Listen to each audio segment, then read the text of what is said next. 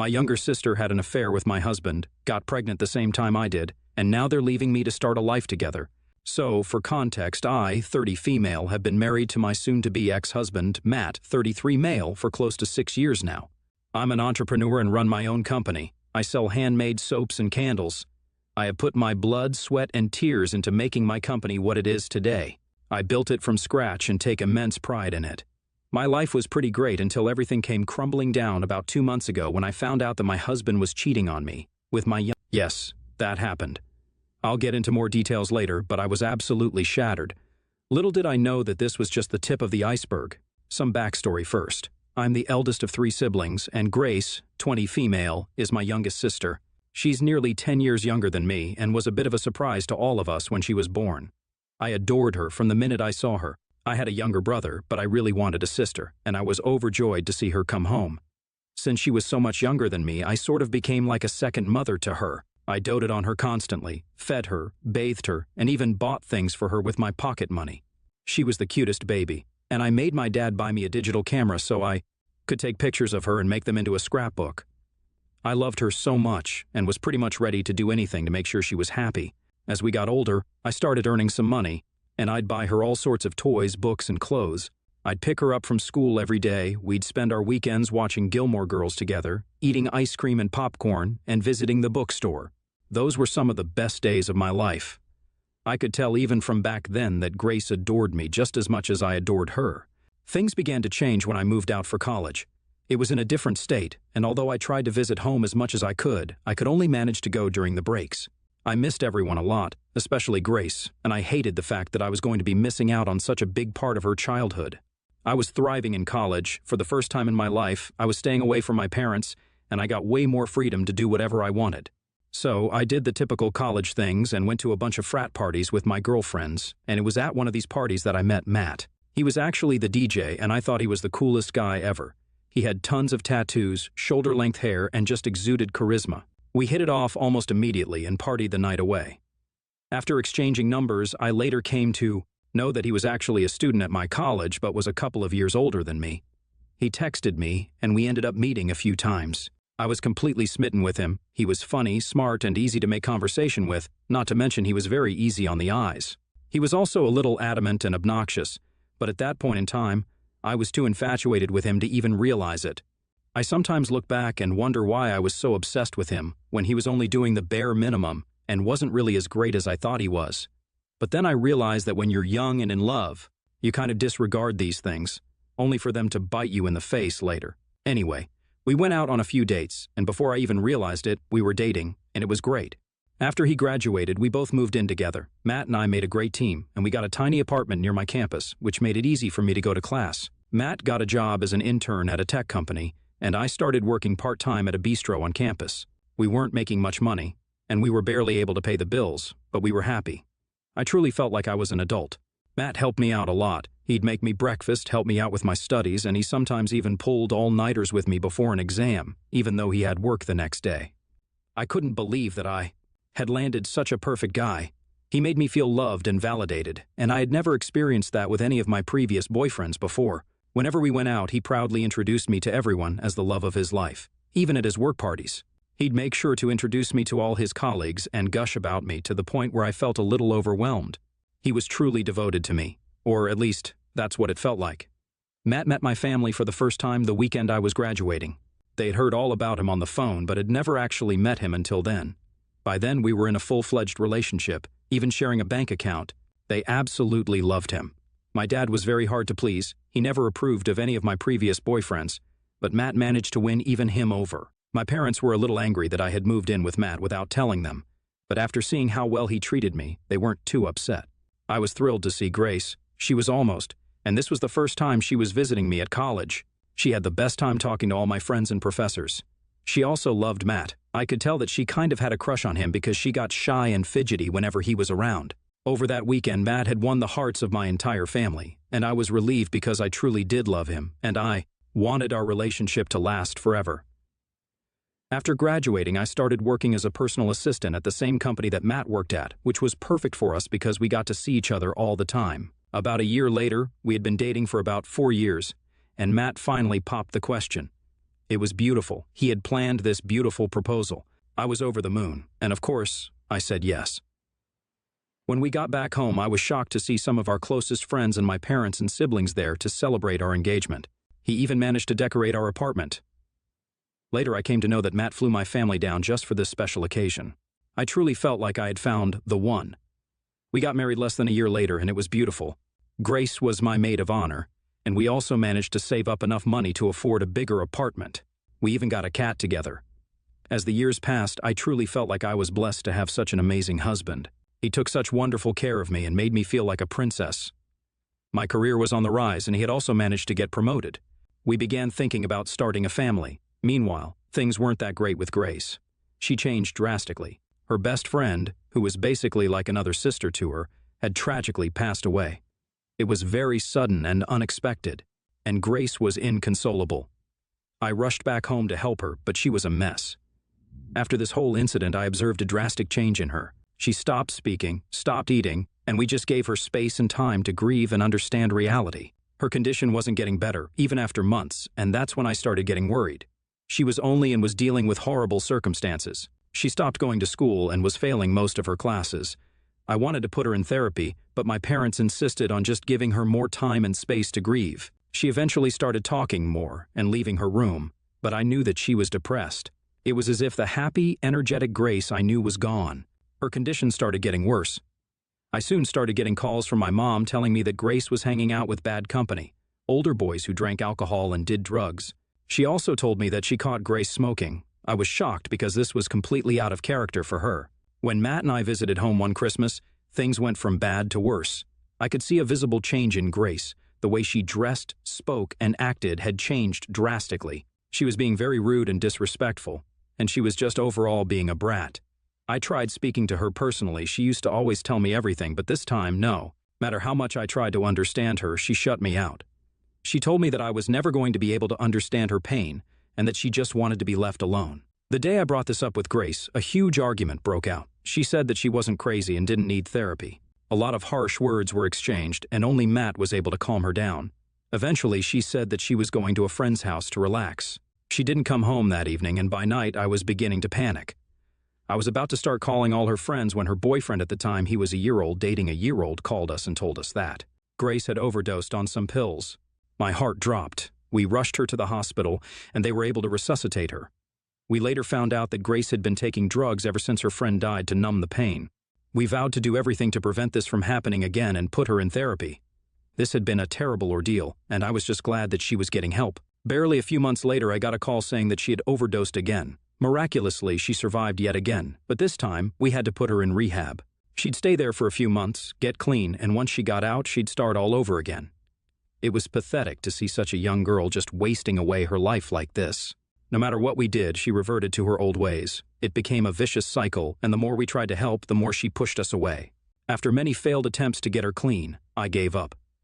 This might make me sound like a terrible person, but Grace had pushed me to my limits, and I decided to focus on myself a little. Matt was my rock during these times. He was like the mediator between Grace and me, and usually helped calm down the situation. He'd listen to me and help me find ways to help Grace, and he was very patient with the whole thing. I began focusing on work again, and we started trying for a baby. But even after trying for a whole year, we didn't have any luck. I was diagnosed with PCOS, which made getting pregnant naturally difficult but not impossible. At first, we were hopeful, but as the days passed by, I started getting depressed because I really wanted to become a mother. And the fact that I wasn't able to, after trying so hard, completely bummed me out.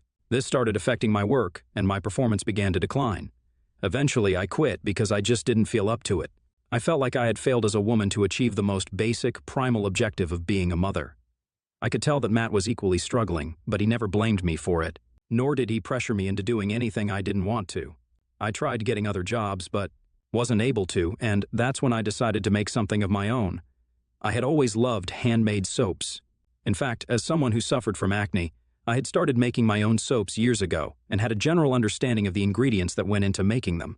I started making and selling my soaps to a few of my neighbors and friends, and guess what? They loved it.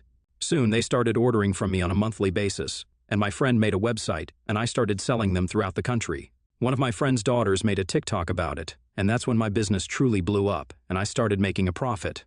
For the first time in months, I started feeling like myself again. I stopped focusing on trying to get pregnant and started enjoying being an entrepreneur. It seemed as if Matt was doing well too, because he appeared to be happier than before.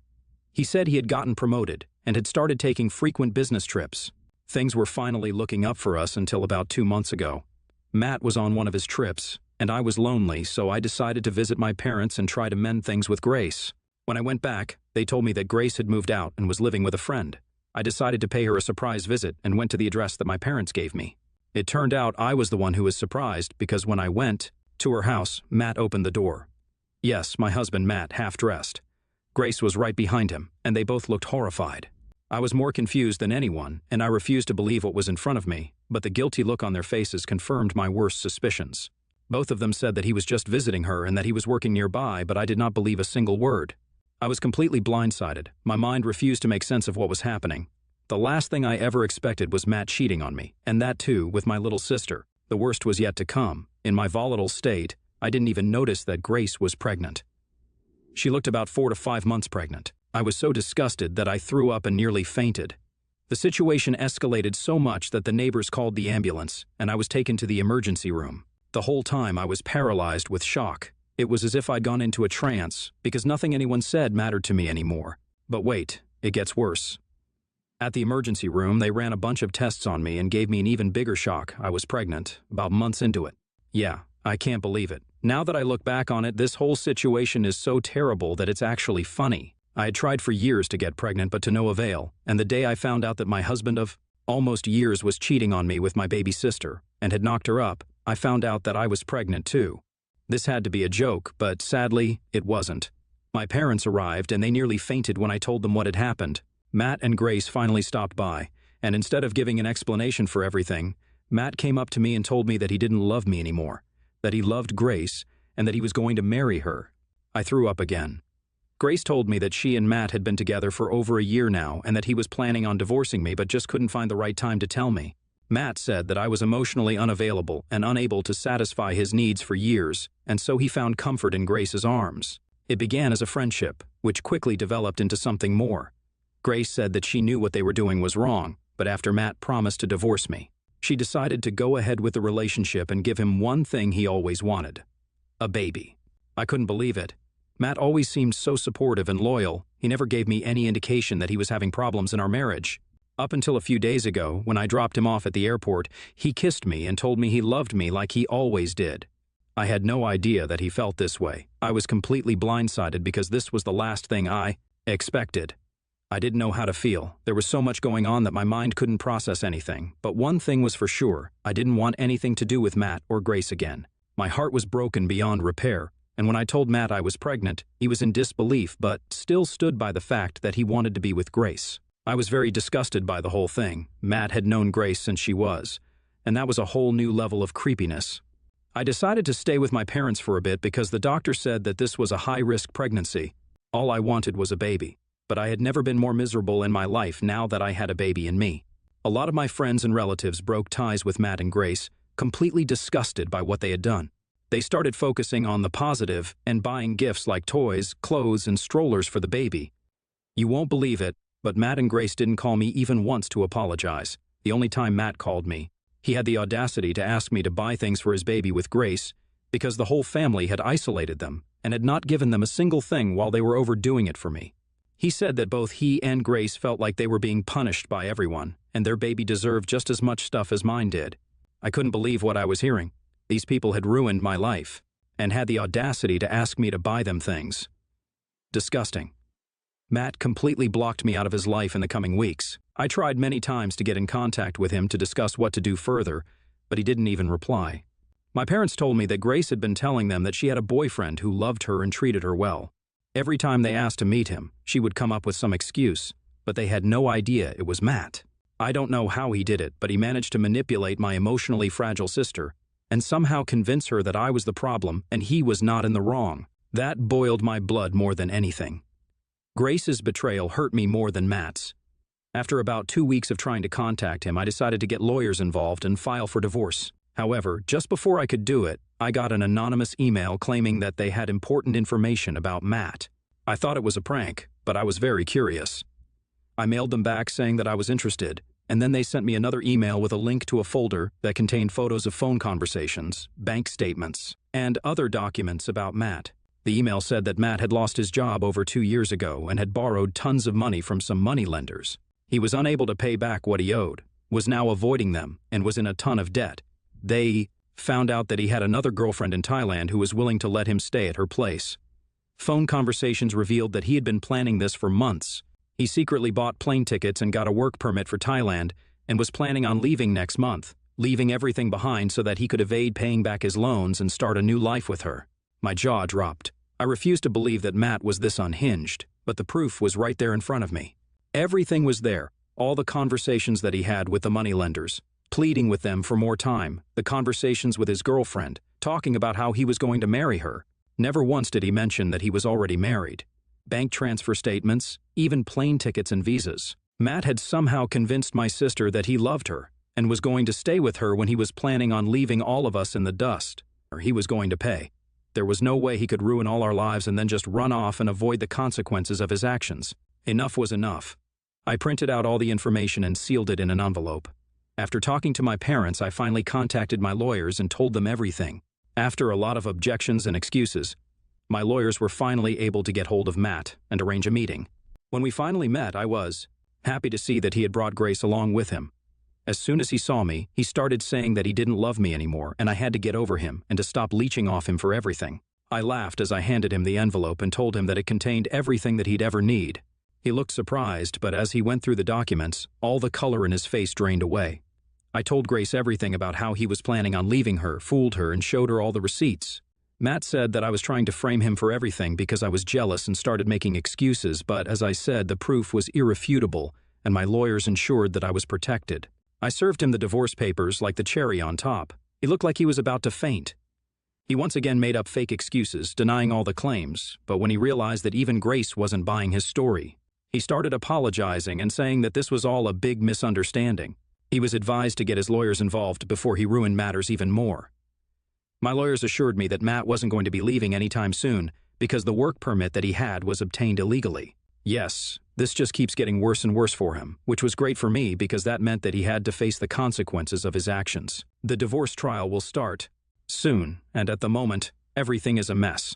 Matt is going to be questioned regarding his illegal visa, and Grace is absolutely wrecked because she fell for his lies. My parents don't know how to handle either of us. Is it wrong to feel a little smug about the whole thing? Does that make me a bad person? Matt had ruined my life, and in a way, I feel like I'm just getting back at him. Everything is in shambles right now, and nothing has been confirmed, and I am just so conflicted. Should I have handled this better? Update. Hello everyone. Wow, it's been a while, and I have a lot to say. First, I'd like to address a few comments that I have been getting under this thread. Matt had known Grace since she was years old, a literal child. Even though they had an affair when she was an adult barely, it is legal. But that still doesn't change the fact that what he did was extremely predatory and weird. She was like a child to me, and the fact that Matt was even remotely interested in her that way disgusts me. I'm only saying this because I see some men in the comments actually defending Matt and saying that Grace was equally at fault. I'm not saying that Grace isn't responsible. She has been dealing with her own problems, like her mental health and addictions, for ages. She was in a vulnerable position, and Matt knew that. He also knew that she had admired him for ages. He could have cheated on me with any girl, but he went for Grace because he knew that she could be easily manipulated. What I'm trying to say is that both of them did terrible things, but Matt is truly a vile person for taking advantage of all of us like this. Many of you all also wanted updates on this Thai girlfriend. I'm not going to share much here for privacy, however. She has been talking to Matt for over years now, and she had no idea about any of us. Matt had lied and told her that he was single. He even started sending her money every month. He made promises, saying that he was going to work in Thailand for a while and then marry her and bring her to the US. All lies, of course. I haven't spoken to her directly, but my lawyers have been in contact with her, and she now knows everything. I haven't spoken to Grace either. The last time I did, she accused me of ruining her life and told me that if I truly loved her, I should have just let this whole thing slide and left Matt alone. I reminded her that Matt didn't love her and was literally planning on leaving her with his baby to raise all by herself, but she still pictures me as the villain. You know what's funny? I'm the one who should be furious right now. Instead, here she was accusing me of everything. I just can't win. I still love her, even after she betrayed me, but the way she's acting, Now, I feel like it's better if she weren't in my life at all. I know it sounds harsh, but I don't care at this point. As for Matt, since he just possessed an illegal work permit and wasn't actively in Thailand and using it, he technically wasn't doing anything illegal. It would only be illegal if he was caught with it in use, so they legally can't do anything. He's off the hook from that. As for the divorce, his lawyers have tried to paint me in the worst light and have actually demanded shares from my company. We shut that down real quick. I don't know the technicalities, but my business is in my name only, and Matt has no right over it. My lawyers have ensured that I don't need to give him anything. He will have to pay child support once the baby's born, and we haven't settled on how much yet. I will also have full custody of the child. Matt tried to make it seem as if he wanted the child, which backfired on him because everyone knew about his plans to run away. That's about all I know for now. We will be having a call hearing in a few days, so I'll keep you updated. Another quick update. I'm doing okay. I'm months along and still at high risk because of gestational diabetes, but the baby is doing great. I never thought that I'd have to navigate through pregnancy in this way, but I am grateful to my parents for having my back. Every time I see the ultrasound pictures, I feel so excited to meet my child. I know that they won't be born into a perfect family, but I'm going to try my hardest to be there for my child. Grace is probably around months pregnant right now, but that's about all I know. I'd appreciate it if you continue to keep me in your prayers. Update. Hey guys, sorry I've been MIA for so long. This update is long overdue, but first, I have some good news. I had a beautiful baby girl. She was born early and had to spend a few days in the NICU, but she's been discharged now and is thriving. I had to have an emergency C-section, but I'm recovering. It was stressful, but I'm glad it's over. Some more good news. My divorce was finalized. It was a nasty affair, but I had a team of strong lawyers, and they managed to make sure that all my demands were fulfilled. Like I mentioned before, Matt had tried to paint me in the wrong light. He accused me of trapping him with a baby so that I could get child support after he left me, but the odds were against him. I got full custody of my daughter. As for Matt, we aren't civil with each other. He tried his level best to get his child support money reduced but failed. He also has to pay back all the money that he has loaned. I don't know how he's going to do that, but that's not my problem. The last thing I heard was that he was trying to get a job. He still hasn't met his daughter and didn't even show up to the NICU. Honestly, I dodged a bullet. My daughter doesn't deserve a terrible man like that in her life. Grace also gave birth to a little girl a couple of months before I did. I haven't met either of them, and I don't think I'm going to do so anytime soon. My parents are the only link between us, and they tried to help us reconcile. Deep down, she is still my baby sister, whom I love and adore, but her betrayal and the way she acted after that are still fresh in my mind. I know Matt brainwashed her into thinking that I was a terrible person, but she knew me better than anyone. I don't know what the future holds, but I'm trying to piece together my life bit by bit. I know that it's going to take a long time to get back to normal, but I have to try for my daughter. So, I'm going to focus on my business and my child from now on. Also, a word of caution to you Matt lovers out there. Matt came across as someone who truly loved me. Nobody who knew us would believe that he would cheat on me. He also publicly declared how much he loved me and treated me so well. Yet he still cheated on me and had been doing so for years with absolutely no indication that anything was wrong. All I'm saying is, choose your partner wisely and be careful, because if things are too good to be true, they probably aren't.